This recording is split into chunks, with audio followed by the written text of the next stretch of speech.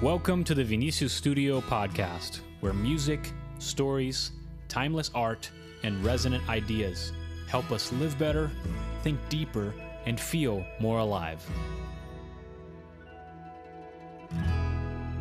Welcome everybody, this is Vinicius Barbosa Pipa. I'm a composer and a songwriter. I am a professor at Berklee College of Music Online and an Emmy nominee. So today I had the pleasure of speaking with Austin Suggs, who is most known online for running the channel Gospel Simplicity. It's a channel where he talks about theology and all sorts of things related to theology and the life of the church.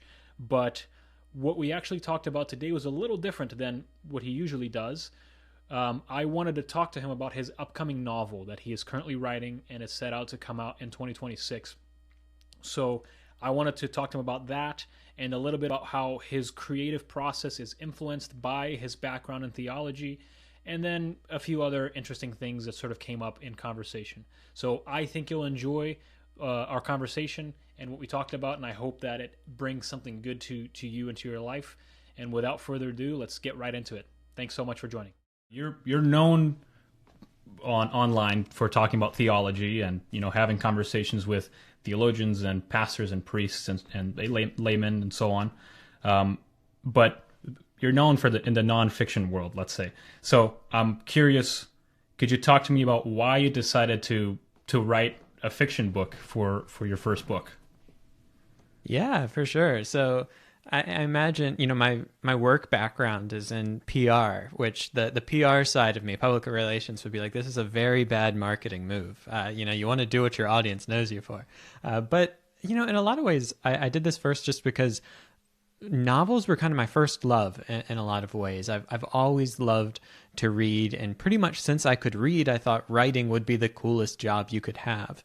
And I think as much as I love theology, and I've been writing theological things as well, there's something for me that I think when you speak to the heart, it can be almost a bit more powerful. And I find I have a lot more fun writing fiction than nonfiction, maybe because it's a change of pace. I mean, I write thousands of words a week in YouTube scripts and other project and Substack things, but being able to enter into a world and try to maybe shape people's hearts and imaginations rather than just how they're thinking is really exciting for me. So I've had a good time doing it. And it also just allows me to do something a bit different. I love theology, but there's more to me, if you will, than chatting about theology. And so it's fun to do something a little different. Yeah, that's cool. This actually comes to something I wanted to ask you later, but I'll ask you now. So I read somewhere you said this. You said, I didn't set out to write a novel that preaches or theology thinly veiled as fiction, but somewhere along the way, I've come to think that the best summary of my theology can probably be found in this novel. Can you tell me about that? Yeah, sure. So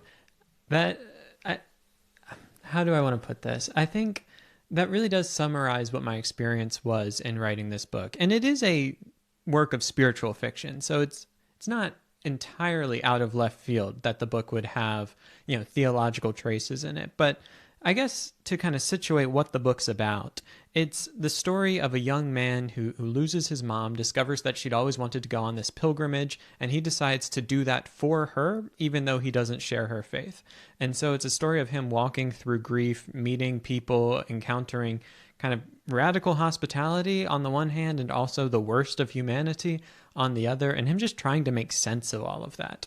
And I think the way that it kind of captures how I think about theology is that it's ultimately about the novel finding meaning in a world that can be really difficult. And I think so much of theology is essentially trying to articulate that impulse and systematize it, right? So we are these creatures thrown into the world. We have this sense of God. We encounter the revelation of God, and then we're trying to make sense of, okay, what do we do with this, and how then shall we live? And I think that novels are able to, in a different way, get at the kind of interior experience of that. In theology, we say a lot of like what things are. We say that, God is, we say that Christ is, fully human and fully divine. but it'd be in a novel that we'd be able to try to get at, like, what would that be like to live that out. And I think even more so in the Christian life, I still don't know what it'd be like to live that out as Christ, but we can think about what it looks like to live out a sense of that there is deep meaning in the world, that we are God's children, and that, like, life kind of sucks sometimes and it's really hard. And so I think the novel is my attempt to try to gesture at some of those things. Mm-hmm. And would you say that, like, so when you're encountering these truths through a novel, like what you're writing, or through anyone else's novels, do you think that there's something unique about getting it from that source as opposed to getting sort of a treatise, like a just a straight up explanation of what these things are? Does that make sense? For sure. Yeah. I think, people, when they sit down to watch a movie or read a novel, they're kind of open to the experience in a different way than when they sit down to maybe read a systematic theology or attend a lecture. On the one hand, you're kind of in this analytic mode, right, of trying to parse, is this correct? What does this mean? When we're in a lecture, we're reading something like some work of nonfiction. But when we read fiction, we just kind of want to enter into that story and see if it resonates with our own human experience. And so I think it's a very different way of consuming something. And I think sometimes we underestimate the power of stories to shape who we are. But I think if we looked into ourselves, we'd find, like, some of our deepest beliefs about the world might have been formed from, like, the Disney movies we watched as kids. We have this idea of, like, I can hopefully be not the new whoever I ones. want to be. Just kidding. Yeah. And it's like, did we get that from someone telling us it, or did we read a lot of stories? And I mean, it goes back to the famous idea of, like, the Brothers Grimm, when they were kind of collecting these stories. It was actually about kind of solidifying law, but through what are the beliefs of the people, and you find that through the stories that they tell. And I think we're still like that, even if we don't always realize it. Yeah, I would agree. The little that I know about C.S. Lewis's writing, it seems like he's getting at that a lot, right? There's something unique about the way that stories communicate truths to us, as opposed to reading it in sort of a more straight format. Not that one is better than the other, but there is a difference, right? And I think maybe we can talk about this later. I think we live a lot in this world where information is sort of the way that we try to make our way through life, and I think we could use a lot more of the story-like approach. But I'm biased because that's what I do for a living. No, So I think you're okay, right, there's though. some. Oh, go ahead. I was just going to affirm. I think that you're right, especially, for me, I'm surrounded by nonfiction books as I look at my desk right now. And there's something to be said for that. But if we really want to transform people's hearts and minds, I think it's often not through syllogisms, like most people don't kind of tear up when getting to the conclusion at the long end of a bunch of premises, but they do when the prince lays down his life for the peasant woman or something like that in a story. Like, it moves us, and it's not just like a empty thing, but it makes us want to be like that. We want to emulate our heroes in a way that, I don't know, a really solid argument might not get us out of bed in the same way. Mm-hmm. Agreed. Yeah. To me, it's like it brings the information that you might know is true already here, and seeing it embodied in a story brings it down to here, right? Like that's the movement that makes sense to me. You mentioned at some point also, when talking about your novel, that this idea of your novel, of the story of this young man, it came to you at some point, and at first you didn't give it much credit. And then obviously you've written the novel now and you're publishing it. So I'm assuming that now you've realized that there was credit to it. And I'm wondering what that process was like. Did something about it signal to you that it was worth pursuing at some point? And what did that look like? Yeah. So I think the best writing advice I ever got is you'll know you have the book you need to write when you're willing to get up at 5 o'clock in the morning on a Tuesday and write it. And, whether it's 5 or 6 or 4, whatever it is for someone, I think there's something about an idea that sticks with you. And I say this because I've long wanted to write. I think I have probably, I've got a little like notebook where I put down all my book ideas, fiction, nonfiction, and it's full of things. But the ratio of things I think might be an interesting book idea and the ones that I actually write is very low. But I think that's actually a good thing. And what it usually looks like for me is I'll have an idea and maybe I don't initially jot it down, but it's like, okay, that's interesting. I stew on it for a little bit. And if I think there's something there, I'll put it down in this notebook. And then that's usually it. And I don't return to it. But sometimes it just doesn't leave my head. So I say, okay, you know what? Let's kind of give this a go. And I'll just start writing.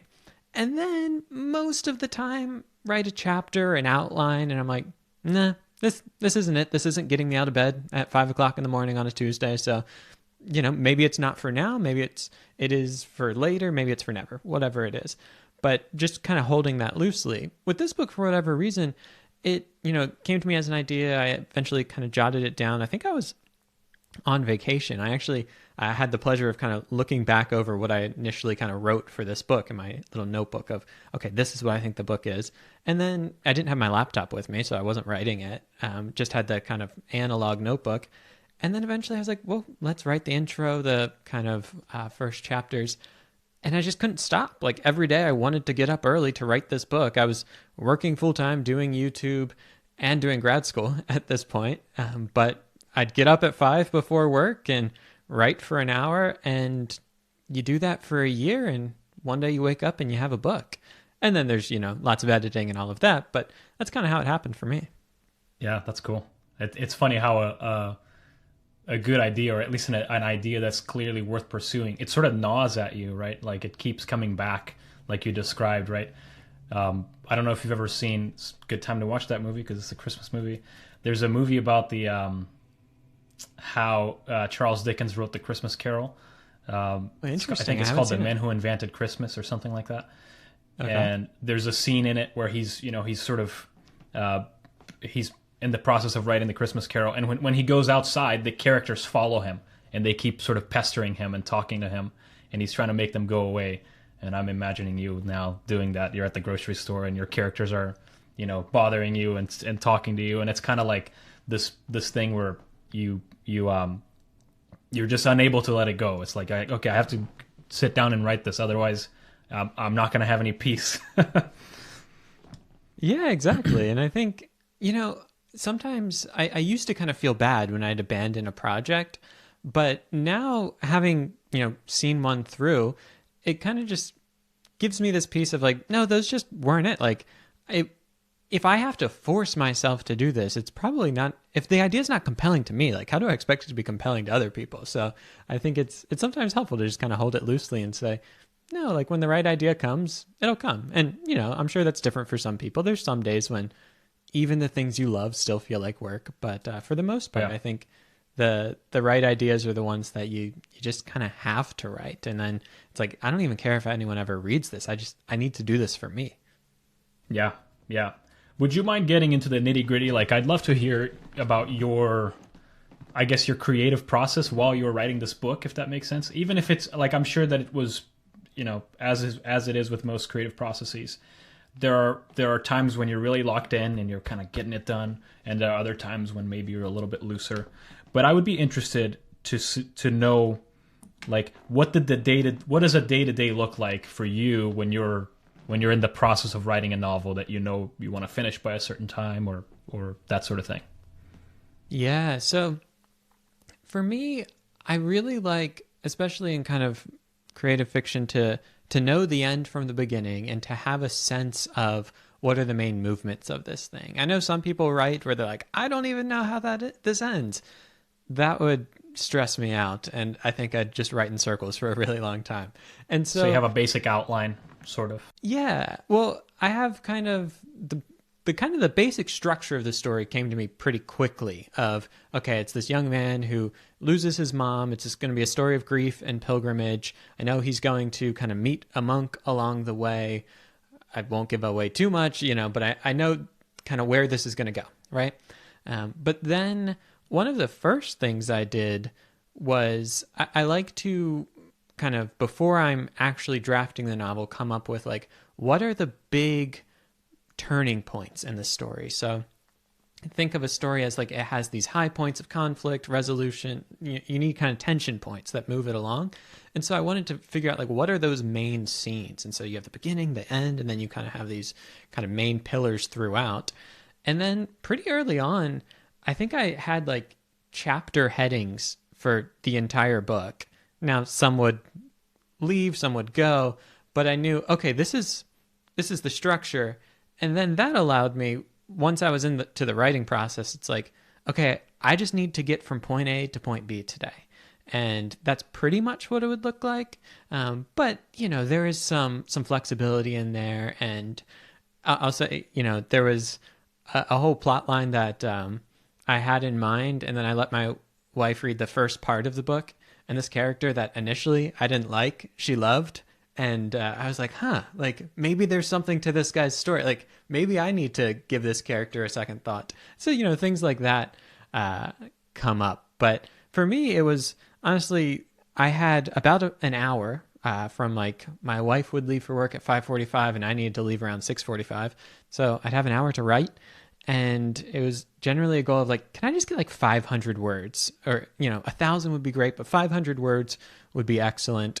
And just keep moving it along. Mm-hmm. But it really helped for me to know, okay, I'm here, I need to get there. And so it's just kind of filling in the gaps. And that's how I've always kind of processed things. When I started doing public speaking and like speaking in churches, I never did it with notes, but I always had a sense of what are my checkpoints? An image that I would use is like slalom skiing.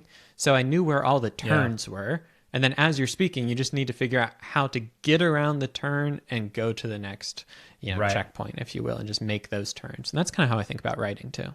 Yeah, that's really cool. And that for anybody who's listening, who's interested in writing or creative work in general, I think your process illustrates something important, which is first of all, the importance of showing up, right? Like you had a time set up every day where you would sit down and do it.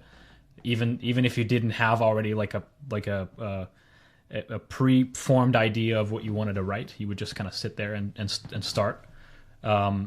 And then you start finding out what works for you, right? For you had this idea of, well, you had sort of a basic outline of the story, then you started going into, the chapter headings started to kind of pop in for you and all that sort of thing.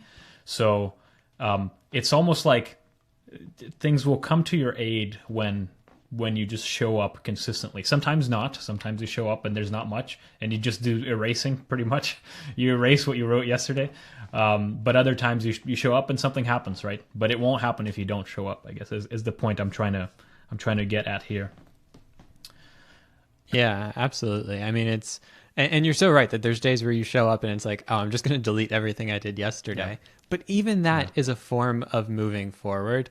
Whereas, like, if you wait for the stroke of inspiration, at this random time of day, at least for me, that's not going to happen. Like, I have to sit down and just do the work and make it ugly and fix it later and, figure it out, but keep showing up.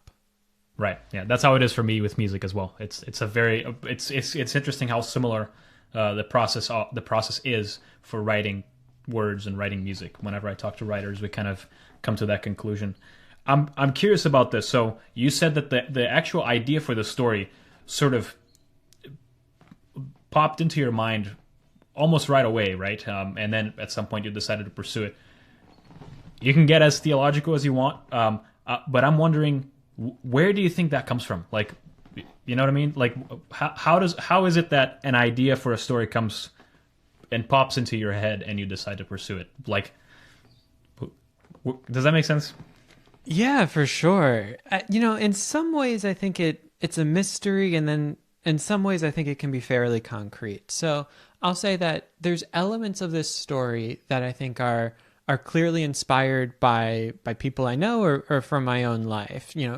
The element of grief, I think, of a young man walking through grief. My best friend lost his mom suddenly when he went away to college within like the first month. And that was walking with him through that experience was, I think, something that was profoundly impactful on me, even though it was kind of secondhand, but seeing his journey. And so it was interesting that when I had the idea pop in my head, I didn't connect it with that. I just thought, this is an idea that came out of nowhere. But then as I've reflected on that, I'm like, oh no, like this is probably connected to that thing. Yeah, but you're not always thinking consciously of what's inspired by what. I think, for me, I often have my best thinking when I'm able to just slow down. Like I said, I think I was on vacation. I go to the beach, go camping at the beach for 2 weeks every year, take no laptop. I allow my phone to die.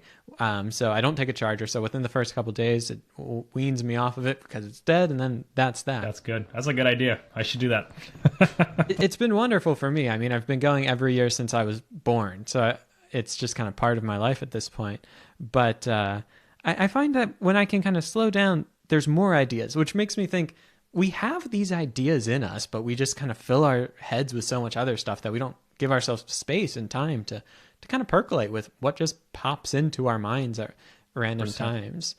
And then I think another part of it is just immersing ourselves in stories throughout our lives, or immersing yourself in music throughout your life. It's everything is kind of combinations of other things, and so each story, as you hear story after story, kind of structure comes in your mind of like the hero's journey. And it's not that every author is thinking like, let me plot the hero's journey, but we've all just kind of been enculturated into a way of telling stories. And I think if you allow yourself to kind of sit with that, when an idea comes, it's like, oh, what if there was this guy, and then what would happen to someone like that? And you just kind of let your mind go. But I don't know fully where the ideas come from. I mean, in some ways I would love to have like a Platonic idea of the form of this story is out there somewhere. I have no idea.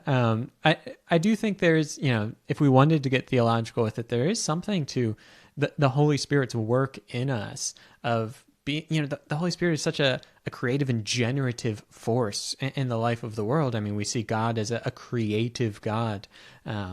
But I'd be lying if I said I had any kind of complete theory of how this works. But I think it's just a wonderful thing to be a part of, and to recognize that it's not solely like all the pieces of our experiences just kind of get jumbled up.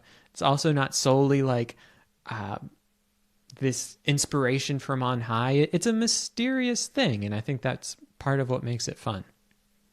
I agree. And I guess the cool thing is that you don't really have to know how it works for it to work, like you can just start doing it, and then the engine turns on somehow, which is cool. There's something you mentioned that made me think of one of the questions I had for you. So you mentioned this vacation that you usually take, where you go away for, you say 2 weeks, and you just kind of disconnect, right? You're like off the grid for a little bit.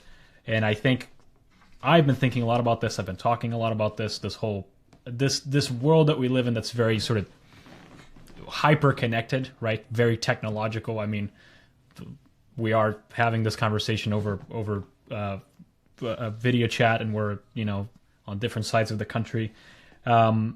So I guess, like, I've been thinking about this, and I'd love to get your take on it. So we've been in this place, in this kind of technology place for a while. Like, it's not new, right? I mean, you and I were probably similar age, and we remember a time when there was no, like, we didn't grow up with a smartphone, but we remember when they came in, and they've been around for a while. Social media has been around for a while.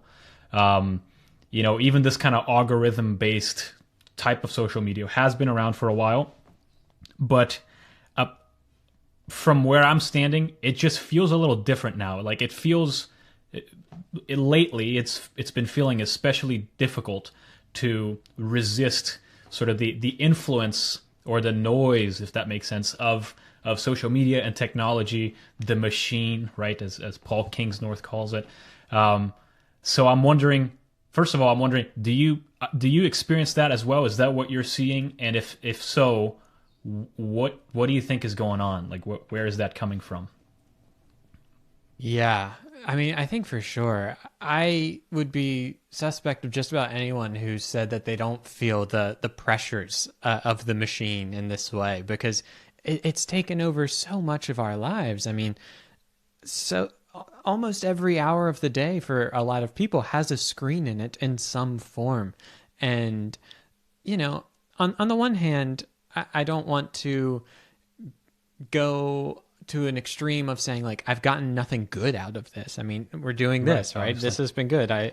My work these days is online making videos, and I think there's a lot of good things to that. But I think one of the thoughts that's been in my head with this a lot is we often like to say like technology is a tool, and sure it is, but we put in there this like concept of neutrality as though all tools are just completely neutral, and like you use it for bad, you use it for good, but the tool itself is not moving in any direction.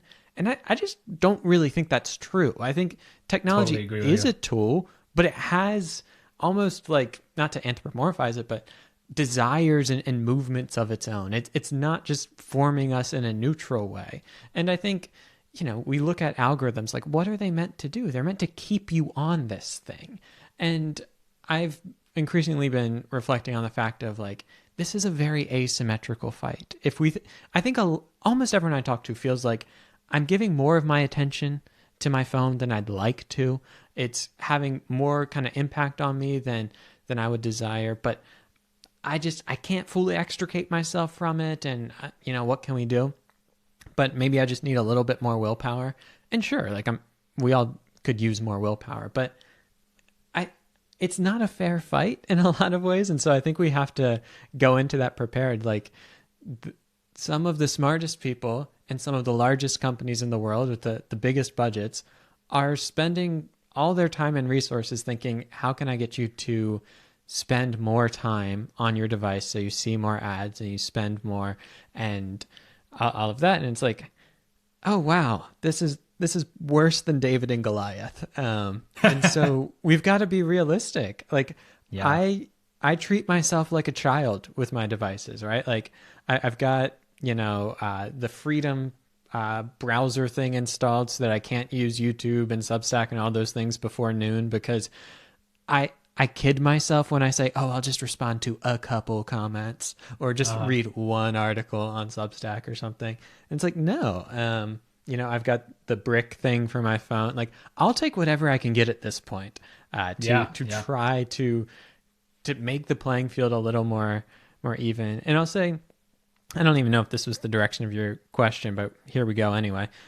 One of the things that's been helpful for me is my wife and I, maybe a year or two ago, decided to take like a technology Sabbath every week. And so kind of sundown Saturday to sundown Sunday, just say like, let's do no devices, no TV kind of thing. And look, we don't always do this perfectly, but even just one day of reset makes a big difference. Then having that yearly, like 2 weeks reset, it makes a difference, but it's also scary because it's like you're a couple hours into Sabbath and you're like, where's my phone? It's like, oh, calm down, Austin. Like an addict with a problem, And we don't want to admit it, but like we are. It's true. Yeah. And so we got to figure out what we can do. Yeah. Oh, there's so many things about what you said that resonate with me so deeply. I was literally talking to someone yesterday about this concept that you mentioned, where technology isn't neutral, right? Tools aren't neutral, and we treat them as they are. Oh yeah, you can use them however. It depends on how you use it. But like you said, every technology smuggles in something, some kind of an idea, right? That's why they were made. The conversation I was having with someone yesterday was about a cup. Like a cup is a tool, and there's a smuggled in idea in here, which is it's better that I can carry the water with me than that I have to go in there and drink it straight from the faucet. I happen to agree with that smuggled in idea, so that's why I have a cup. But I wonder what it would be like if we all sort of understood what were these smuggled in ideas from all of the technology that we use every day, right? Because sometimes we're not aware of it, like you were talking about with the algorithms and so on. And yeah, it's definitely not a fair fight because these are giants, right? And so I agree with you. I think that's why it's getting more and more difficult to kind of resist it. You mentioned a digital Sabbath. You mentioned sort of technology breaks as well, of having the brick or having certain browsers that don't allow you to go on YouTube before noon. Are there any practices that are more on a maybe a spiritual direction to them that you do to try to kind of cultivate some silence in your life? Yeah, I mean, I think, well, one thing I would add, I suppose, before getting into that is I might quibble slightly with whether or not those things are already slightly spiritual, in the same way that a tool isn't neutral, right? I think any of the choices of what we do with our time is forming us in a direction. And I think, the category of spiritual is rather broad instead of the things that we specifically do. But I know what you mean by that. That was the Gnostic in me talking up. I apologize. No. I would have said the same thing. But I think it's helpful because I often find myself saying things and then I have to go back and say, wait, do I even agree with that way of thinking about things? So all that to say, what does it actually look like for me? I mean, I think a very helpful thing for me is just the fact that my wife leaves for work super early. So we're up at 5 a.m. every day, which means there's a lot of time in the morning before the sun is up. And then I have a lot of time before I kind of start my day proper, especially I'm not writing any big projects right now. So I try not to start my work until, when a normal work day would start. So I have a couple things that I think are helpful. Like one, I don't want to see my phone first thing in the morning. So we don't keep phones in our bedroom. There's no TV, no screens in there. I don't want that to be the first thing. And then we get up, we do morning prayer from the Book of Common Prayer. And then I have some time to just kind of sit.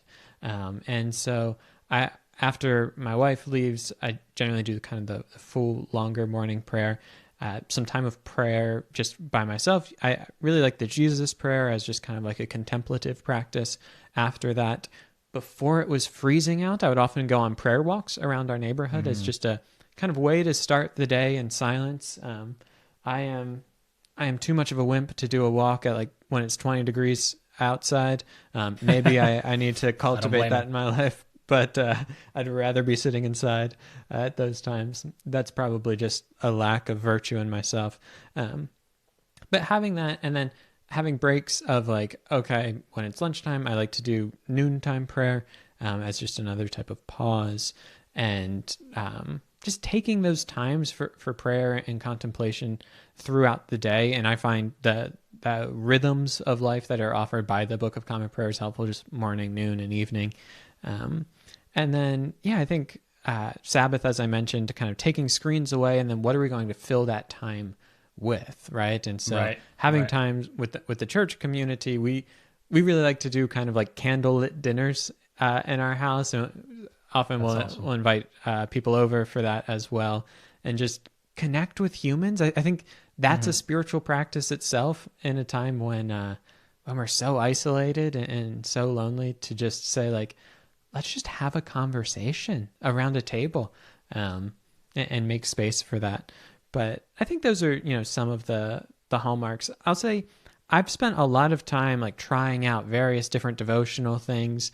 And these days I really try to keep it fairly simple because I'm looking for the things that I can do consistently rather than the things that will be really impactful for a week, but then don't last for me. So that's kind of what it looks like for me. It's nothing groundbreaking, but I love that. I found it to be love that a lot.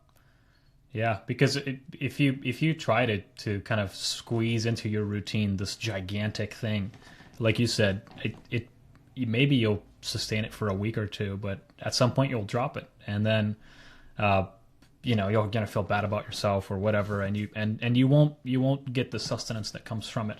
So I love the idea of simplicity, which makes sense. But I love that idea. It's really, really helpful.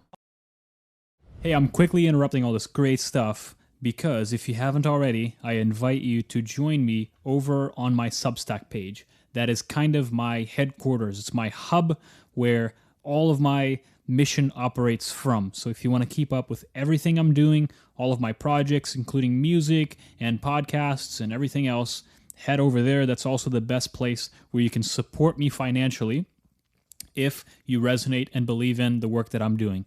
The way to access that is by going to musicbyvinicius.substack.com. That is musicbyvinicius.substack.com. I'm going to leave a link here in the description so you can find me. Thank you very much. And now back on with the show.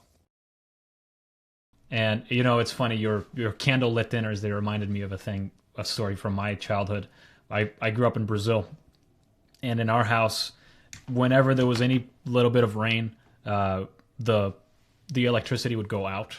And so you'd have to bring out candles and just light the house up with candles. And, you wouldn't be able to use your devices or your TV or your video games or whatever. And you would be forced to come out and hang out, play the guitar, read a book, talk to people. And I remember those being some of my, looking back now, when I was a kid, I hated that, because I don't know, my Nintendo didn't work and I couldn't play my games or whatever.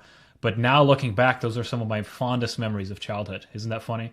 And I think it's because of what you said, the connection, right? I think that's it.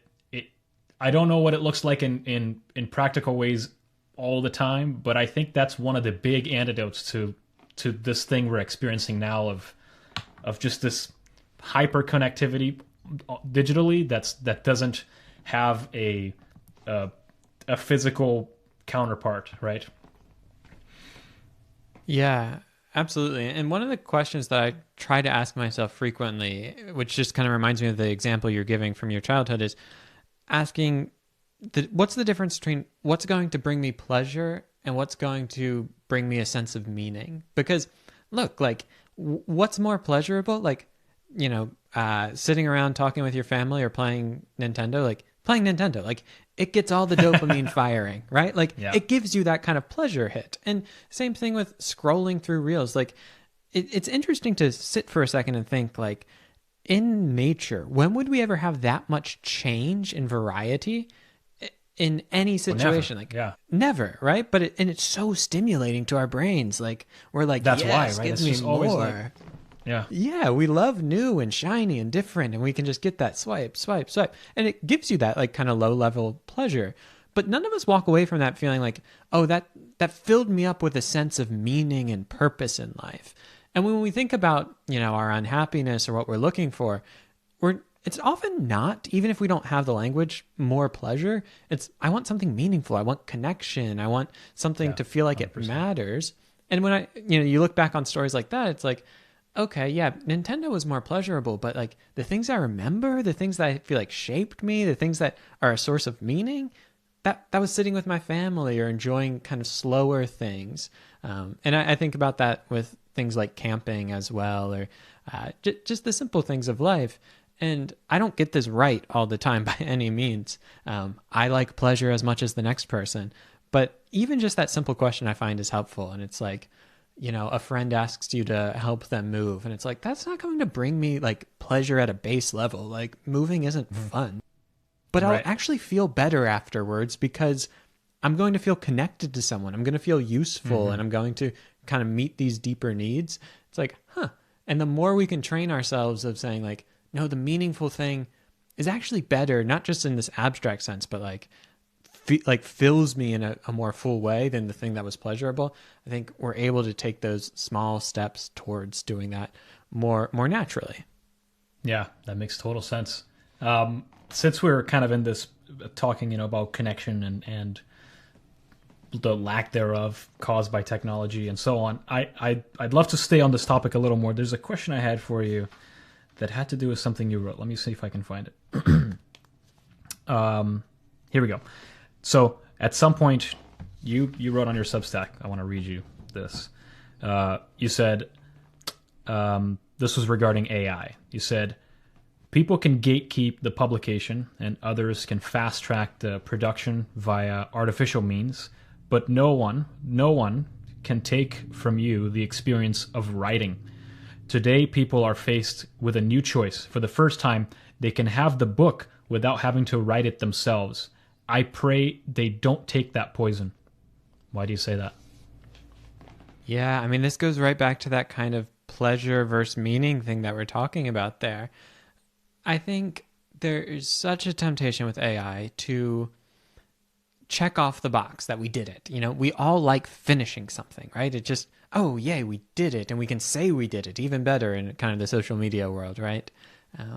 But I think when you do that, when you take a shortcut in anything in life, it feels kind of hollow. It feels kind of empty. It's like you've got the shell of something, but you don't have the inside because, well, you didn't do the inside of it, right? So you have the shell of, I finished a novel, but you didn't write it. And, you know, it's such a cliche to say, like, the joy is in the journey or something like that. But, like, it kind of is. Like, cliches become cliche for a reason. And when I look back, like, and I won't lie, like, you know, getting a publishing deal for a novel, yeah, that feels great. Like, when that happens, you know, it's wonderful. And, you know, finishing the page or being able to say that you've done it, like, yeah, sure, it feels great. But the thing that really felt meaningful was just the doing of it. And I, more than like feeling a sense of, you know, people are bad if they do it the other way or like shame on them, it's more just like sadness of what someone's missing out on.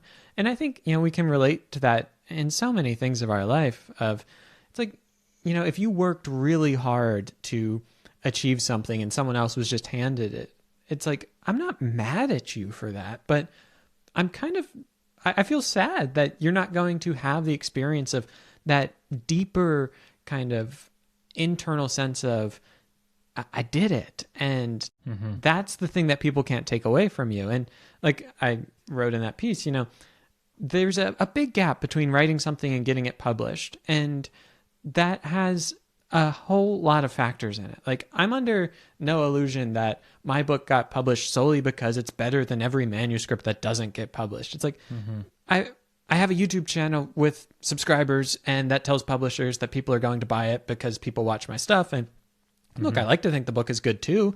I think they think it is, but like, these things are complicated, right? And so you could do something really great and no one sees it for all of these reasons. But the thing that people can't take from you is your own agency in doing the thing. And when we hand that over to AI, I think we're just kind of missing the best part. You know, we get the icing of the cake without the cake itself. We could give all types of metaphors here, but I want people to experience the deeper satisfaction and not the kind of fleeting and empty sense of like, look at me, I did it. Because I don't think that lasts quite as long. Yeah, I love that. So you're saying, let me see if I understand that there's obviously a huge difference in the process, right, of when you're creating something, and if you do it with your own brain and your own heart, you know, and your own hands, so to speak, the experience is different and it shapes you in a certain way that would not happen were you to use a tool like generative AI, right? So there's a difference on the creative side, on the side of the person who makes it. Would you say there's also a fundamental difference in the final product? Like if somehow, you know, if a novel that was entirely written using generative AI and a novel that was written by a person sitting down doing it themselves, is there a fundamental difference between the two? Yeah, I like to think so, but maybe not in all the ways that I'd prefer it to be so. So let me give like an easy example of how this would be different. So imagine that, you know, take any book that's around you.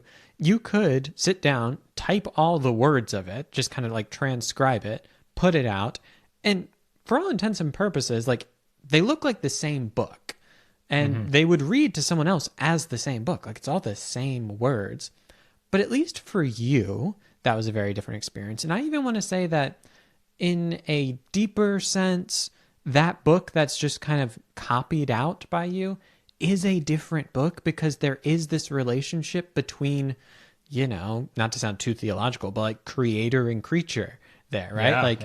That as the kind of source of that book in a way, even if no one could ever notice, there is something off about it because it wasn't the product of human creativity. It was just, beep, boop, beep, boop of hitting keys on a keyboard without any thinking. Mm-hmm. Now, when we get to AI, I think right now, at the level of a novel, it would also be different because I don't think it would be as good. Right. But that's only for now. And right, it could change. Look, I want to say, AI will never be as good as a human, and so human writers will always be better. Like, I don't know. I mean, maybe not. Maybe there's a world where the AI novel you can write in 10 seconds is just as good. Like, I like to think that can't be the case, but, in some ways, AI is stringing together human work, right? It's in some ways not that different than copying out a book, except for it's taking all of these different ones, stringing sentences together in kind of a probabilistic way. So whether it can be as good or not, who knows? But even if it could, I would want to say that it would still be different, but kind of in the difference of maybe no one notices. And that's a tricky thing for people who are involved in artistic endeavors to wrestle with. But that's where I think the joy in the journey, cliche, comes back, because we're really forced right now to ask, what if the robots get better than us? What if they just do it better? Would we still do it? And if we wouldn't, I think it tells us something. Now, of course, there's all the economic concerns and would we do it? Would we have the time? All of that. But putting that aside, if I told you right now, you're working, let's say you're composing an album or a film score or something, and it's tomorrow a robot's going to come out that could do it better. Would you still want to do it? And I think that is almost in all of the impurity that AI is bringing to art. It might bring a new purity for the artist who's saying, I really am doing this for the love of the game, because I think it's good for me as a human to create things that are meaningful. So it's an odd time, but I want to say there's still a difference, even if it might not be as big as we want it to be. Yeah, you're an optimist like me, because I agree with you. I think it's a very realistic world in the near future that these things are going to get just as good as us. I don't know that much about writing because I'm not a writer. You know that very, very much more than me. In the music world, AI is not quite there, but it's getting there. It's gonna get so good that you won't be able to tell the difference. And then I think two thoughts come to mind out of what you were saying. One is that you're saying that even if you can't notice, back to that idea of the two final products, right? A piece of music that I wrote and a piece of music that a computer wrote. Even if you can't tell, there is a fundamental difference, I think, right? And it's, I hate to, like you said, to get kind of too spiritual or too, woo, but there's something imperceptible in there that you may not be able to tell with your five senses, but there's something about it that will have a spark of life in it because of that creation, that relationship between the person who made it and the work, that will lack in the example of something that was completely sort of AI generated. So that's the first thought that comes to mind for me. The second is, I don't know if you know who Rick Rubin is. He's kind of you do.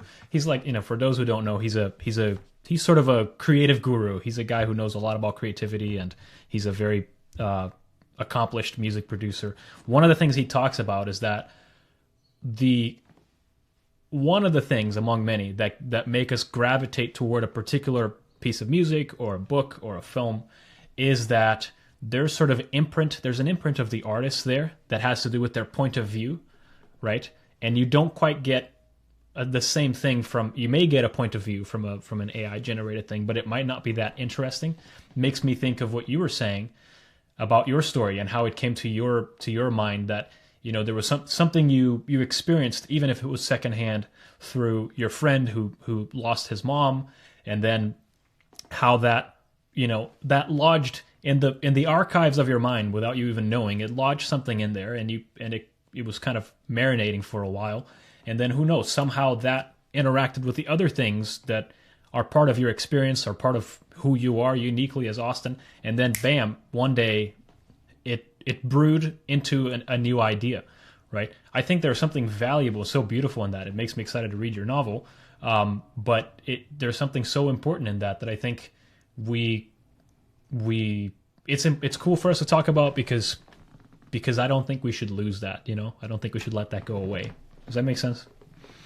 Yeah, for sure. And, maybe if we're going to go on the optimist kind of stream here as well, I think there is a future possibility in which we start caring about the artist more as we see them connected to their art, because we might have this ideal right now of like anonymous author moves out to a cabin, writes a book, and he lets the work stand on its own.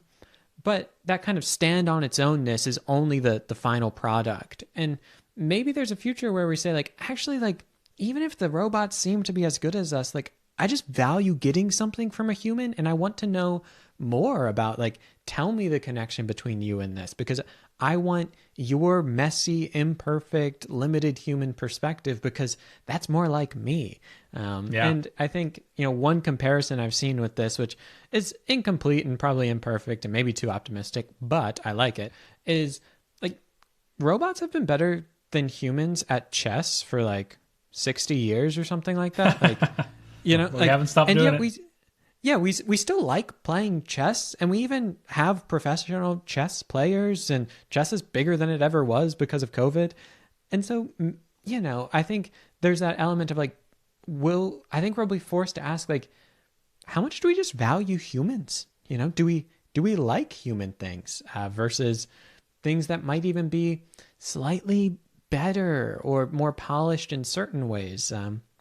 Just the other week, I went to a college play with a friend of mine, and it was messy and imperfect, and we were kind of talking afterwards though, like, we live in a time when we get the best of everything. We have access to the best minds, the best music, the best all of it, and that's wonderful in a lot of ways. But there was actually something refreshing in watching like an amateur do something. And maybe we'll have that as well of, take the quality, the objective kind of quality aside. Will we be drawn to the kind of subjective side of art with the artist themselves? Mm-hmm. Oh yeah, that's great. That's a really great take. I haven't heard that before. And I what you said about that maybe, on the optimistic side, that will grow this relationship between, the audience and the artist sort of directly, right? And seeing their connection to their work. For a while now, I think that is the trend that we're moving towards. Somebody who is in the entertainment industry myself, I'm seeing that grow more and more. So I think you're spot on. I think that is the direction we're going. Substack's a big example, right? That you can connect with somebody directly, and it's like, it seems to me to be booming lately. I've gotten into it recently, and it was like, it's like a really vibrant community in there. It's very interesting. So I definitely think that's the direction we're going. There's something you mentioned there that I would love to get your thoughts on.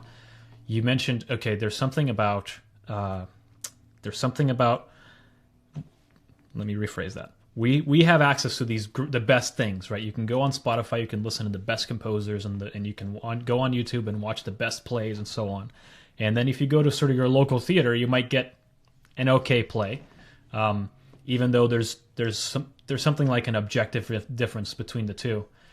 Can you talk about what does it look like to you? This I'm trying to get at the idea of beauty being objective, right? You hear a lot from my circles, at least, folks saying, well, beauty, like, and by beauty I mean, like, is this work good or not, right? Maybe that's an easy way to say it. It's in the eye of the beholder, right? It's all about taste, etc. And then maybe in more theological circles, you would say, absolutely not. There's sort of a standard to which beauty is held to. Can you talk a little bit about that? I would love to get your thoughts on it. Sure. Yeah, I think it's a fairly dynamic interplay of objectivity and subjectivity going on here. And so what I mean by that is I do take kind of the theological, and really just classical philosophical idea that beauty is a transcendental. So it is an ideal toward which certain things strive, or other things, they partially instantiate. Okay, that's a lot of kind of odd words to use to talk about this thing. But what I mean by that is there's almost like this directionality to beauty, that when you see a beautiful thing, you feel as though it's participating or pointing towards this greater ideal. It is an instance of beauty, but it never exhausts that beauty. And the fact that different things kind of point towards that beauty gives us a sense of there is this thing called beauty that is separate from those pieces themselves and is not just inside of you. Because if it was just inside of you, it's only kind of a reflection on my tastes, and it wouldn't necessarily be a shared thing, except for maybe we have some like shared evolutionary history that for whatever reason makes us like certain combinations of things. But I think there is this sense of like, no, we almost have to be taught that beauty is in the eye of the beholder. I think even before that, we think, no, like that is beautiful and that's not. And we can say that that is more beautiful than that, even if we don't know why. But we seem to think that there is this thing out there. But then we later in life have this experience of disagreeing with people, and we think, oh, maybe it is just subjective. I think the way that I try to get through this is that there is the beautiful, which is ultimately exhausted in God. He is the true, the good, the beautiful, like the fullness of those things. And so things that are beautiful participate in that and reflect that, but only partially. However, it is very true that all of us, by nature of being subjects, by nature of being I's and you's, we only access that beauty through our own perspective. Like we are subjects who look at things, and therefore our appreciation of beauty has that element of subjectivity in it. And I think we worry that that means that beauty is completely relative. And I think we do this with truth as well. So we think if there's an element of subjectivity, it means that there is no standard. But that doesn't actually follow. Subjective just means that I'm involved in this. And so what I think happens with beauty is we are encountered by that. We encounter that beautiful thing, but we also bring ourselves to it. It becomes this kind of conversation. It's a two-way street. And the way I've seen other things, my experiences, they do shape how I view this thing. But there is something involved here that's bigger than me. And I'll say one of my favorite books on this subject, On Beauty and Being Just by Elaine Scarry, has this fascinating thesis that what beauty does is actually it kind of moves us away from our subjectivity in a sense. It's decentering, because when we see something beautiful, we say, this thing out there that's not me is valuable and it's worthy all on its own. There's this like gratuity to it. Like it doesn't have to do anything. It doesn't need a function. It just is wonderful. Mm-hmm. And her whole thing is that moves us to the periphery because we're saying that something else is valuable. And that can actually help us be better people is where she goes with that, because we learn to value things outside of ourselves. So I think, yes, there's a subjective element, but I do think that the grand story of beauty is even bigger. It's not just us reflecting on ourselves. It is us being caught up in this mysterious thing that transcends any of the particulars that we look at or hear or imagine. Yeah, I love that. I love what you said about this idea of beauty drawing us away from ourselves, away from our subjectivity in a sense, right? First of all, I love your idea that, yes, there's an objectivity to it, and then we have ourselves as subjects, right? Because we have our own perspective and the way that we see life and the world and so on. So there's that interplay. I hadn't thought of it that way, with the interplay. And then this idea of it drawing us away from ourselves because the grander story is way bigger than us, right? I think that's why we were talking about this earlier. That's why something like a novel or something like a piece of music, they sort of bypass your head, right? And they just go straight into your heart. I think that's one of the reasons why that happens, right? It's because beauty kind of comes at you from these things. I'm wondering, like, okay, so it's easy, and I'm right with you when we're talking in these kind of big, you know, broad statements about it. Is there a way we can bring it down to something practical?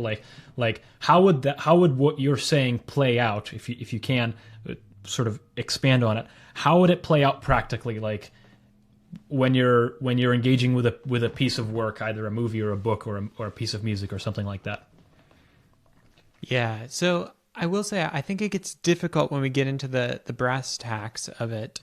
And I think there's a reason for that. So the way I've described beauty as a transcendental means that it's something that we can't fully circumscribe. It transcends us and even our understanding of it. So I think we can approximate what beauty consists of, but I do tend to think, in like the philosophical tradition, there's a history of saying, okay, beauty involves like harmony, integrity, symmetry, these things. And those are helpful, but incomplete. I think it's also often accompanied by, do we think that certain things have what they call philosophically a telos, an end to them? So is there a function to a movie? Like, is there something towards which movies should strive, ideally? And then we kind of gauge a movie on its ability or the extent to which it achieves that end. But it can be difficult to come up with a shared vocabulary of these things, and right. because you might think a movie's for something different than I think it is for. So I think all that to say, I think it's difficult. I think it is somewhat context dependent insofar as that language of ends, right? So like if we want to compare a film to a novel, do we ask like, but are they meant to do the same thing? But beauty itself, I mean, I do think there is, incomplete as they are, the idea of a certain wholeness and integrity to something, a certain, I was going to say beauty, but that's not helpful. I think there's this idea of when we look at something, does it move us beyond ourselves? Because I take that to be a hallmark of what beauty is doing, and that kind of decentering thing and the transcendental nature of it. So does it not just kind of create a world of its own, but does it move me up and beyond it? And that's fuzzy, right? Like I can't rate that. But that's how this 10. stuff is, right? Like it's built like that. I think that's what we're left with. Yeah. So I would love to have an easier, like, here are the set criteria for it, but I think it is fuzzy, and, well, pardon the pun, like that is part of the beauty of it, though. Nice. That was good. That was very good. It's notoriously difficult, I would say, to talk about beauty, right? To try to sort of draw a box around it, because, like you said, it's fuzzy. And even if there was a criteria, you said this, and it just reminded me. Last night I was watching with my wife the Dead Poets Society. Have you seen that movie? Fantastic film. Yeah. And there's a scene there where the Robin Williams character, he tells all the students to open up their book on poetry, and there's a scale in there that supposedly measures the quality of a poem, right? So it's like, you draw this graph on the board, and it's like if the poem is, if the subject of the poem is important enough, then it goes higher up on the scale, and if it talks about it in a, I don't know, intelligible enough way or whatever, it goes up on the scale as well. And then you calculate the area within, and then he tells the students to rip that page, because he's like, that's excrement. He says, excrement, because we're not laying pipe. We're talking about poetry, right? I think that's cool. And it helps us to think a little bit about what you just said, right? That it's not as useful to think about the ratios and the specifics and the harmony of it, although that, of course, that will get you a certain portion of the way through. But there's more to it than that, right? It's not like it's all subjective, but there is the kind of experience that a type of work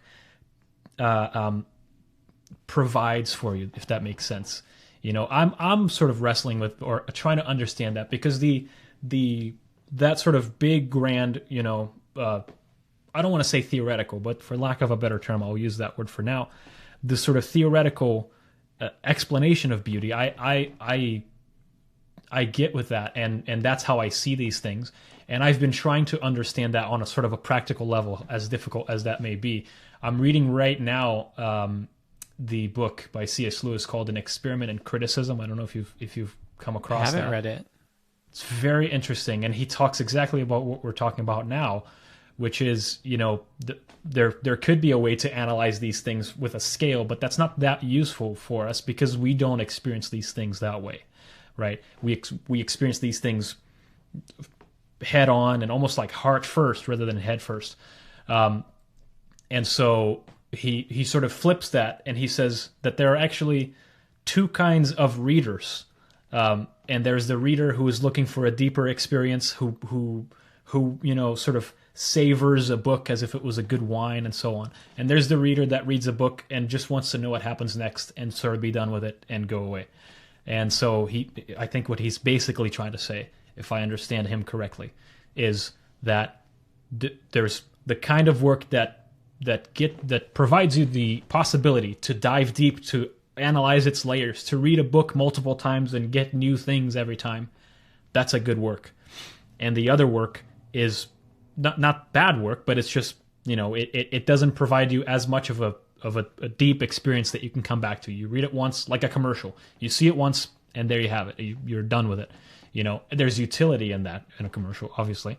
It's not useless, but it's different. It provides you a different experience. Does my rambling make sense at all?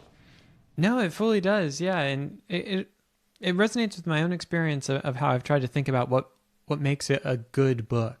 And one of the things I've put in my head of kind of a criteria is, what are the books that stay with you, that you can keep chewing on, right? And there's even books I've read that, like, I didn't even so much like while I was reading it, but then it has a long shelf life, if you will. Like, you find yourself going back to it, and there's more to it than you thought.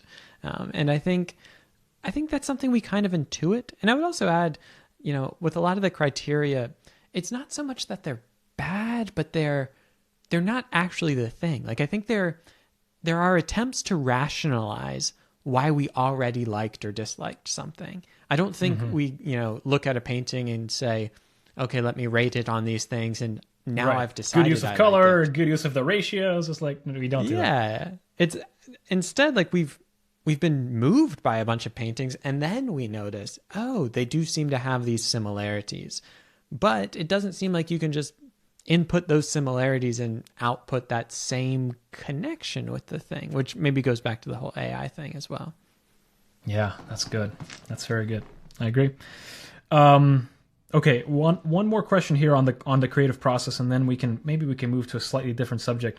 I was thinking, we talked a little bit about where the idea comes from for you. We talked a little bit about your sort of nitty-gritty of what a day-to-day looks like for you when you're writing a novel. And I wonder if you could talk a little bit about where does God come in your creative process when you're writing a book, or even when you're doing your work in your channel about theology? Yeah, well, I'll kind of do a similar thing, I suppose, I did with the spiritual question, in that I don't know that it's so much that God comes in, but that we notice that God was already there, right? And we decide what we're going to make of that. Because, I think theologically we would all say God is everywhere present and fills all things, right? But what does that actually mean? And do we live like that, I think, is the question so often, because we don't. We think we can kind of like carve out a little section of our lives for God without realizing that He is sovereign and present in all of that. But I think where does God consciously come into play happens at a few different levels. So when I think about a book, I am something of a moralist, I suppose, insofar as like I want a book to move people towards the true, the good, and the beautiful. And that's, not something every writer will agree with, but I think that comes out of the conviction of like, what are these things for? I don't want to just write like a stylistically good book, but I want it to be a book that moves me in the creation of it towards greater virtue, towards greater holiness, and hopefully it does that for the readers too. Now, I think where people get mixed up with that is that they think, okay, therefore we have to kind of preach throughout this, right? But I don't think that's actually the case. I mean, you can do that, but I think making good attractive and making evil unattractive is one way that we do that, right? C.S. Lewis, when he was commenting on one of his heroes, George MacDonald, he says that's one of the great virtues of MacDonald's work is that the good characters make you want to be like them, and the bad characters make you think that evil is just not something interesting to you. Mm-hmm. And I think today we want to flirt a lot with like, but can we make evil more interesting? Or maybe the evil's not evil. Right. And there's stylistic merit in all of that, but I think, and I'm not against having kind of multi-layered complex characters by any means, but at the end of the day, do we want evil to be unattractive? And I think that is what I want. And that doesn't mean that good always wins, but we should want it to. And so that's kind of the way that I go about thinking about that. But I think, there are like the more kind of textbook answers of how does this look like? Okay. Even like we did before we recorded this podcast, right? Like praying before that, praying when you sit down to write of like, may this be an offering that's pleasing to you, God. May this be something that is fruitful. And the same with videos. I posted this on my Substack, I think, but I'm looking at one of my monitors here and I have a little note like, cool, but does it have that church feeling? And the idea there being like, okay, what you wrote, like that might be clever, but does it actually make people want to be part of the grand story of what God's doing in the church? And that's more specifically for my nonfiction stuff. But I think as regards fiction is, okay, God, can I create something that leads people towards wanting what is good and not wanting what is evil, and ultimately can I help people desire you, in the Book of Common Prayer every morning, in the confession of sin, there's a part, can I get it off the top of my head, where it's that we may that we may delight in your will and walk in your ways to the glory of your name. And so it starts with that delighting, like, can I want the good? And I think that's what fiction can help us do. It can help us want the right things.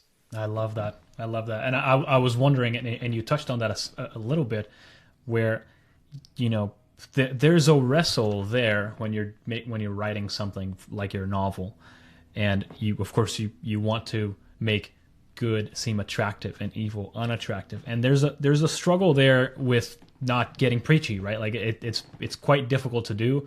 I think if I understand it correctly, Tolkien was famously against allegories, he says, right? Because he thought that it was very difficult to make an allegory without sort of being a thinly veiled sermon or something like that.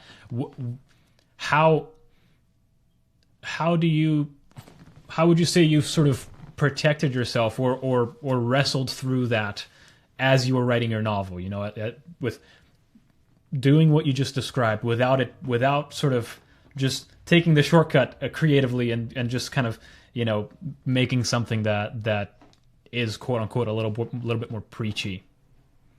Yeah. I mean, that is the struggle. And I suppose that will be up to the reader to decide when the book comes out at the end of next year, whether or not I achieved that. In some ways, authors are probably the worst judges of their work.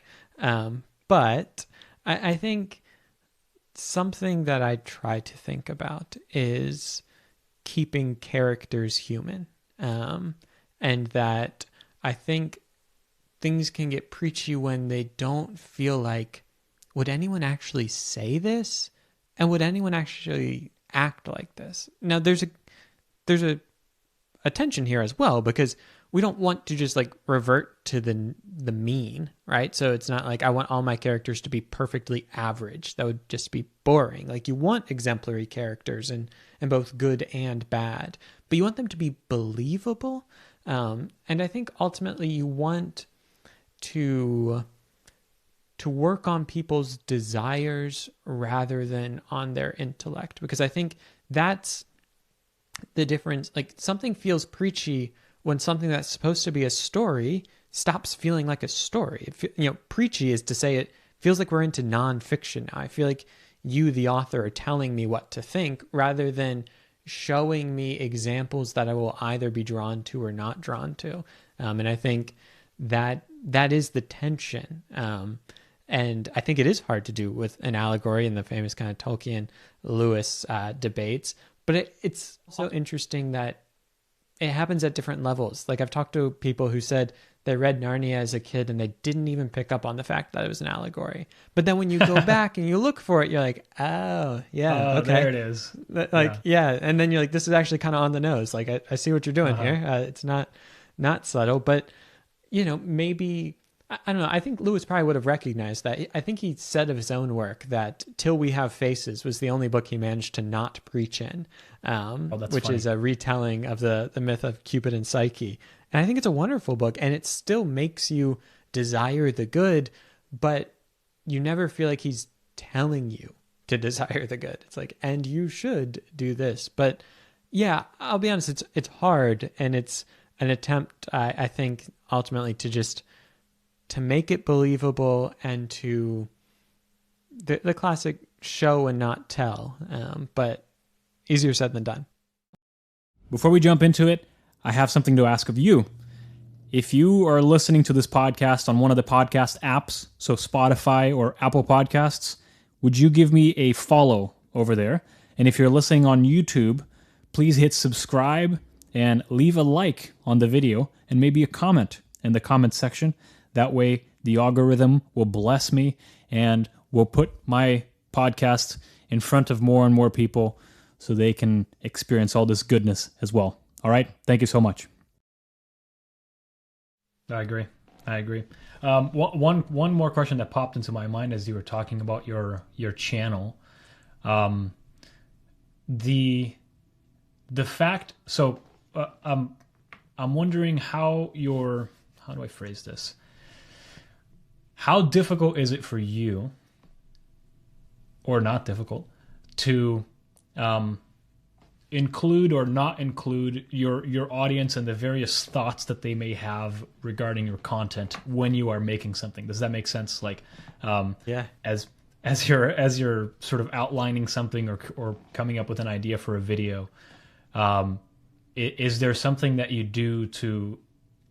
In my case, I would want to shield myself so that I'm not trying to say what I think they want to hear or so on and so forth. Can you talk a little bit about that experience? Yeah, absolutely.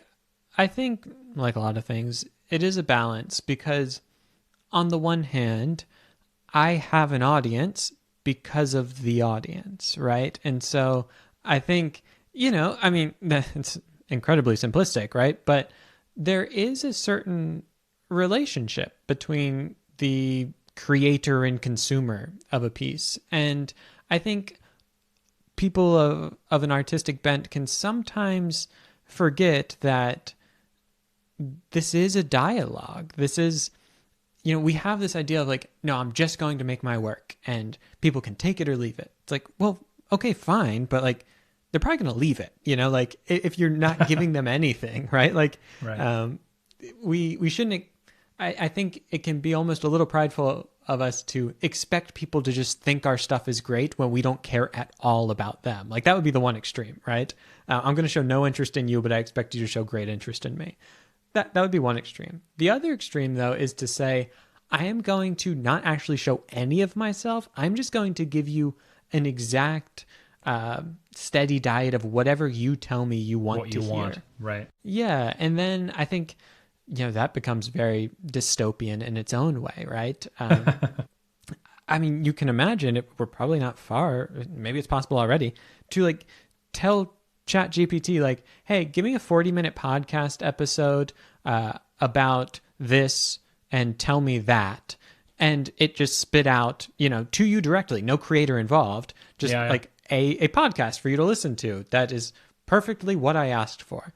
And, that might sound fun for like a day, but gets rather dark. It gets so pretty boring, quickly. I feel like, Yeah. So I think there's a mix. One thing, how this looks for me is with a lot of struggle and not always doing this well, is learning to find a balance of being in tune with what my audience wants, how they're receiving the work, taking feedback, constructively, and also not getting lost in that. So I've often erred on the side of like, when my channel first started growing, it grew very fast and kind of out of nowhere. Like I'd been making like 4 videos a week for over a year and had like under 100 subscribers, and 1,000 to 10,000 subscribers took like 6 weeks. And so it happened fast. And I was just so taken aback that anyone would listen that I felt like I needed to respond to every single comment, because like, wow, this is such an honor that people are sitting down to do this. And I don't want to lose that sense of people don't owe me this, and the fact that they're watching my videos like is something I shouldn't take for granted. And so if I can acknowledge that, I want to, while also recognizing I don't think we as humans were designed to function with the opinions of 100,000 people in our ears. Like, it just doesn't work. Like, I can raise my hand. It's too much to think about. that doesn't work. It's not good for you. Don't do it. So I think there's ways of going about this, like separating who has the most say into what you do, because you don't want to create an island for yourself where no one can speak into your life or your work, and you're just completely walled off. I don't think that's super helpful, but you don't also want to let everyone into that, right? Like, there's a reason our houses have doors and we have walls and whatnot. Like, there's levels of closeness with people. And so having certain people who like you give the permission, like, hey, if it feels like this is going off the walls, like, please tell me and I'll listen to you, and then levels of this, right? Like, there are people who pay monthly to be patrons or subscribers on Substack. And it's like that feedback I'm going to take a little more seriously. And then the, I don't know, random like string of alphanumeric characters without a profile picture on YouTube or something, like, maybe you weight that a little just less, telling you that you suck and that. Yeah, you get lots of that. And I'll say something I had to teach myself early on was like, if you think that the people who tell you you're amazing are right, then by default, you end up thinking the people who tell you you're awful are also right. Like, you can't selectively choose. And so the chances are the people who watch my videos and tell me like, you are, the greatest saint since so-and-so, they're probably not right. They don't know me. And the people who tell me you're the devil incarnate are like, probably not right. They don't know me, but I can't think that the people who think I'm great know me somehow better than the people who think I'm awful. Like, I don't know any of them. So you have to kind of hold that loosely. Classic live by the sword, die by the sword. But one kind of just tactical thing I'll say is, especially in the world of like YouTube, I do think it's really helpful time to time to make a video that your audience will disagree with, if for nothing else than to like to work the muscle of being able to have a little bit of conflict, but also remind yourself like, I am not my audience. Because any creator, I don't care how like aligned they think they are with their audience, they have a difference of opinion on something. And there's all these videos that you're thinking like, I can never make that because they're going to hate it. And maybe there's some that you just shouldn't make, but there is a whole category of things like, no, I believe this, but I haven't wanted to say it because I think people are going to react. And sometimes you just got to do that to remind yourself that you're a human and not a robot, and deal with it, and you'll feel more human afterwards. I like what you said about exercising the muscle of disagreement, right? I was recently talking to someone who has an audience on Substack, way bigger than mine, and they said they were describing the experience of receiving their first negative review or negative comment from somebody completely outside of their network, right? Like, because when you start posting, your mom or your family, they go, "Oh yeah, great job," and then at some point you receive your first negative comment from someone that you don't know, that you've never met, and they maybe are trashing on your work. And he was like, "That's when I knew I was in the arena," And I've since made a little. I'm fairly new to this kind of podcasting and being on social media in general, but I've made a little goal, literally on my little goal list. I've made a little goal to get a certain amount of negative comments from people outside of my network. Not that I'm chasing that, but I think it will be something. It will be a rite of passage, if you will, hopefully. Yeah, I mean, that you're having something real to say, right? I mean, and that not only do you have something real to say, but you're reaching more than just the small circle of people who agree with you. And I'll say, I've been doing this for a while now. I don't believe people who tell me that it doesn't get to them at all. Like, I mean, maybe it doesn't, but I think it's never easy. Like, even when we make it a goal for people to disagree with us, like, I imagine you'd say, like, you get a comment like that, and even though it was your goal to get it, it's like, I still want people to like me and to like my work. And it's hard, but it's a good kind of hard, and it helps you grow. That makes sense. Okay, so I wanted to get your take on this. I'm wondering if from the time that you were growing up to the time that you started your channel to now, so there's kind of 3 markers there in sort of your timeline. I wonder if you've noticed a change in how people view the Christian faith. Could you talk about that a little bit? Interesting. Yeah, I think there's been a couple trends, but it's always hard to know what is kind of anecdotal, subjective, if you will, because we live in an algorithmic world that shows me things that are similar to what I'm already thinking. Yeah, so like one of the things that I would bring up that would be an example of this is it certainly seems there's been this kind of big, in the theological world, trend towards traditionalism, towards liturgical expressions of the faith. And I think this is backed by some data of, okay, there are people that seem to be interested in Catholicism and Eastern Orthodoxy and these various things in a way that's been surprising, given, when I was a kid, it was all the rage to have non-denominational megachurches.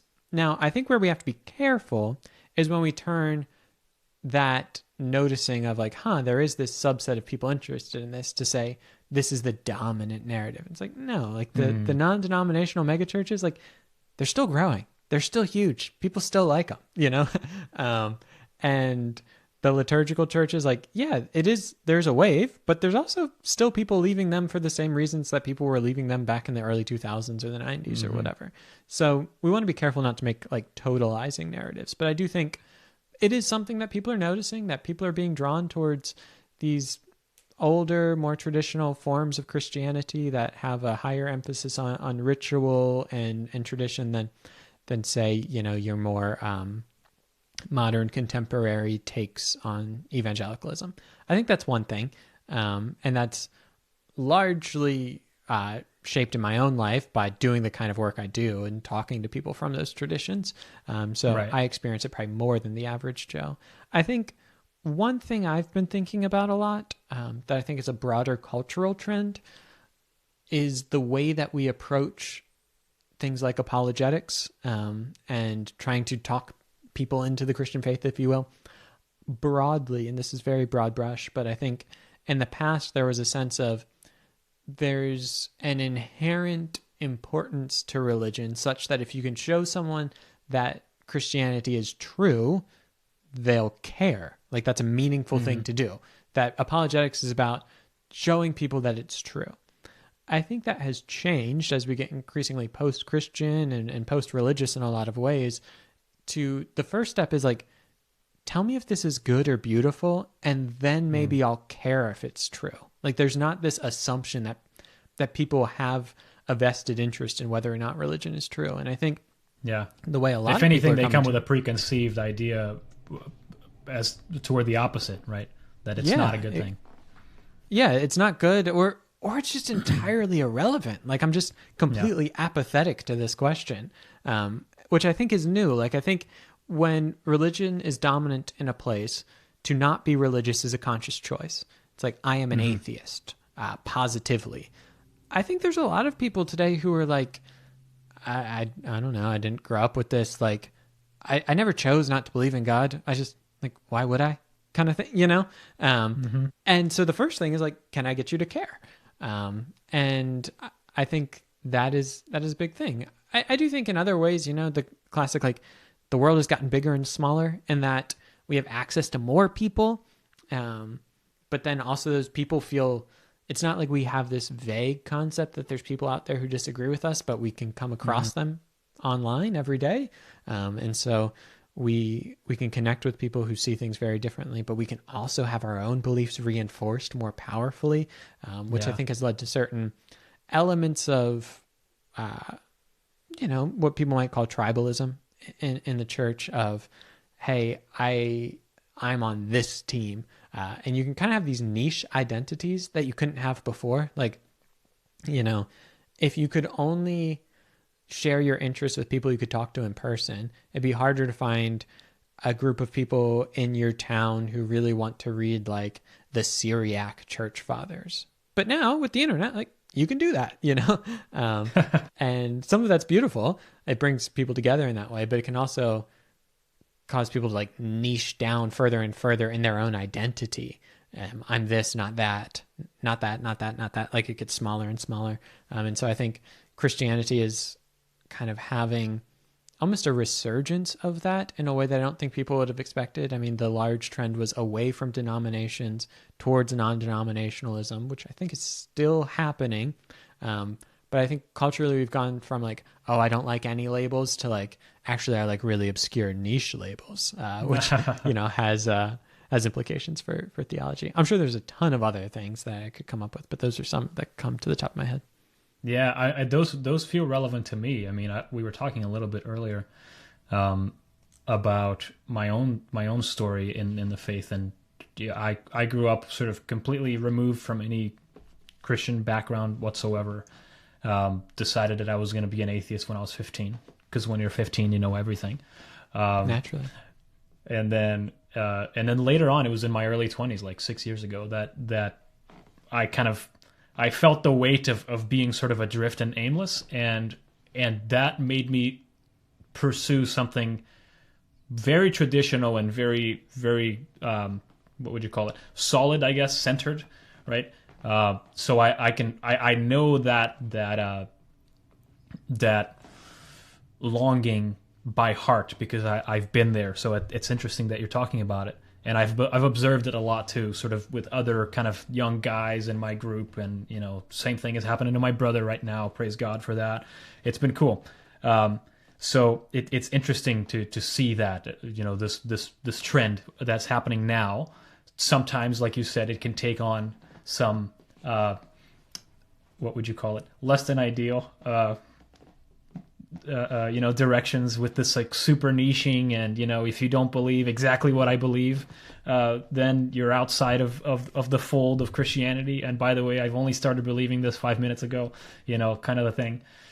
But I think I'm generally encouraged by that direction. I guess I wonder if you could for a second. So like I mentioned to you, I have a brother, older brother, who's, you know, a young guy like us. And he's getting into church for the first time more recently, and coming from a non-church background and sort of coming into it for the first time. Do you have anything, if you could have a conversation with him, which unless you speak Portuguese you can't, so you're gonna have to tell me.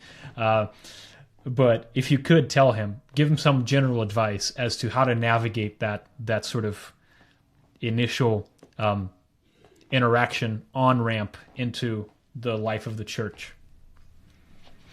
Yeah. Oh man. I mean, there's so many different layers to this. The first thing I think I would say to someone is just to encourage them that, you know, the direction you're moving in is exciting and good, and don't lose that excitement. Like, throughout this experience, you're going to ask a lot of different questions, but try to keep that first love, that initial thing, the main thing throughout, right? And so I find that as I go through seasons of uncertainty about all types of secondary and tertiary questions, where I find peace is not in what I don't know, but in what I do know. And sometimes it's not a lot, but it's that God is a good and loving Father who desires what is best for us and has worked for our salvation in the person of Jesus, and that Jesus is the full revelation of what God is like. That doesn't sound like a lot, but there's a whole lot there. Like, that's enough to move into a cave for the rest of your life and think about. And so being able to identify like that core, what kind of world do we live in? What is God like? Where are things going? What does it mean to be human? What does he want for us? Like, those are huge questions, but sometimes I think we feel like, oh no, I know that stuff, but I want to know about like this question or that question or that question. And look, like, have a field day. It's fun. I like theology. Ask all the questions, but recognize at the end of the day, what are you hanging your hat on? And then within that, as someone goes through and tries to figure out which church to join, or, is it this one or that one? This is going to be shaped by my own kind of Protestant theology, but I would say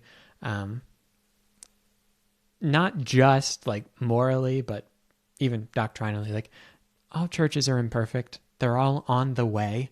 None of us have exhausted the mystery of God, and all of them are full of sinners. And so in that way, like, set realistic expectations. And rather than seeking the perfect church, continue to seek Christ and go where you find that you're led into deeper love of God and your neighbor. I think at the end of the day, it's great to solve all of these theological questions. I think the more you look into them, you're going to find they're really complicated, and that's okay. And I think not only recognize that all churches are imperfect, I think that's somewhat easy to do, but be willing to be faithful to an imperfect church. Because I think so often we want to jump ship at the first doctrinal disagreement we have, or the first piece of moral outrage we have with a member or a pastor or this or that. And look, I'm not saying you can never leave, but I think there's something really beautiful in saying, I want a long obedience in the same direction, and recognize, like, I'm not going to have all the answers, but I think this is faithful. I think it leads to love of God and love of neighbor. And so I'm going to be willing to enter into this tradition and go deep instead of going wide and always worrying about what's outside. Like, we don't need a religious FOMO. There is more than enough to make you a saint with what 9 out of 10 churches have, if you will. Like, I don't think you need to worry, like, I've wrote a piece on this recently, like, should I be swapping my quiet time for the rosary or for Lectio Divina or for this or that? Or, like, look, there's a lot of great devotional practices. There's a lot of ways to pursue Christ in your life. But 9 times out of 10, your problem isn't that you haven't found the right one. 9 times out of 10, it's not that you don't have enough information and you need more. Like, 9 times out of 10, it's just on us and our own sinfulness. And so I think you can't go wrong in seeking Christ and listening to the wisdom of those around you, and keeping the main thing. I think that's what I'd probably say to someone. That's fantastic. That, folks, is why I wanted to talk to Austin. One, don't want to take too much more of your time, but there's one more question I wanted to ask you, which is, okay, pretend that the work that you've done on YouTube and your book that's upcoming all got immediately erased forever, and it's gone. Is there anything that you would want to leave people with if you didn't have all of the stuff that you've already made? I think it would be that the gospel really is good news.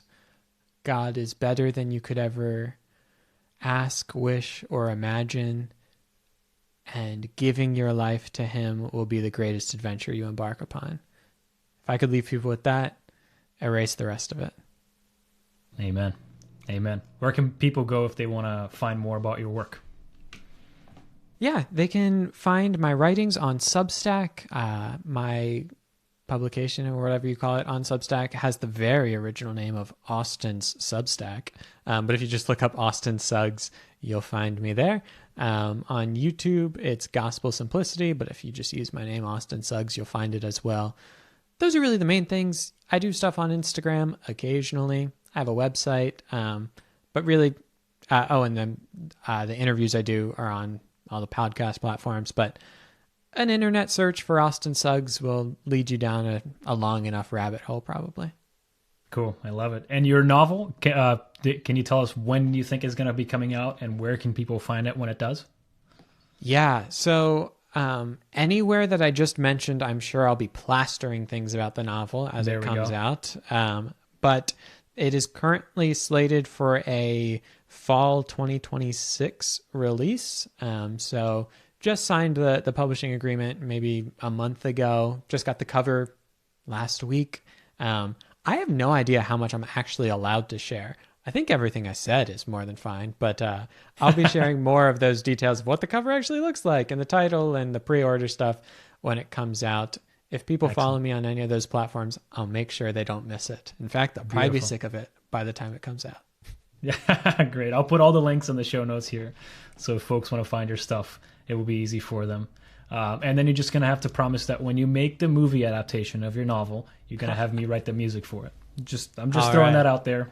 You all are my witness. Austin, this was a pleasure, man. I'm so glad to have talked to you. Thank you so much for joining me. This was awesome. Vinicius, thanks so much for having me. This was a pleasure.